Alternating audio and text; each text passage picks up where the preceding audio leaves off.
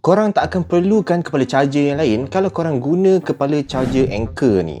Walaupun korang rasa jenama lain lebih baik dan korang tak percaya dengan status the world's number one ni apa yang korang akan terlepas sebab pakai kepala charger lain. Dalam kotak korang akan dapat satu kepala charger dan satu wire Anker Type C to Type C yang support 100W. Kepala charger Anker ni support sampai 100W total output. Walaupun dekat sini ada 3 port, 2 port Type C support 100W dan 1 port Type A support 33W, tak mungkinlah dia boleh cas 3 laptop serentak. Paling sesuai korang guna untuk cas satu laptop, satu phone atau satu laptop dan satu small gadget macam earbuds ni.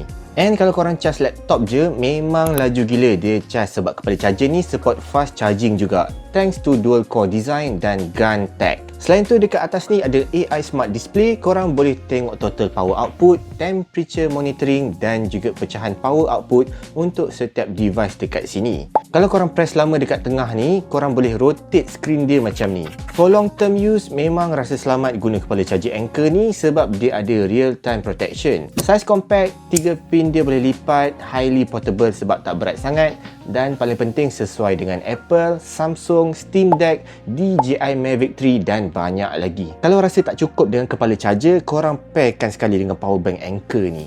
Kapasiti powerbank ni 25,000 mAh, korang boleh cas 4 device serentak and dia support juga 100W single port fast charging. Tapi total output dia boleh pergi sampai 165W. Dekat display ni dia tunjuk bateri tinggal berapa, suhu bateri, battery health dan juga pecahan power output untuk setiap device. Nak cas powerbank, korang guna je kepala charger Anker tadi. So kalau korang cari kepala charger yang best dan powerbank yang boleh dipercayai, aku suggest dua ni dari jenama Anker.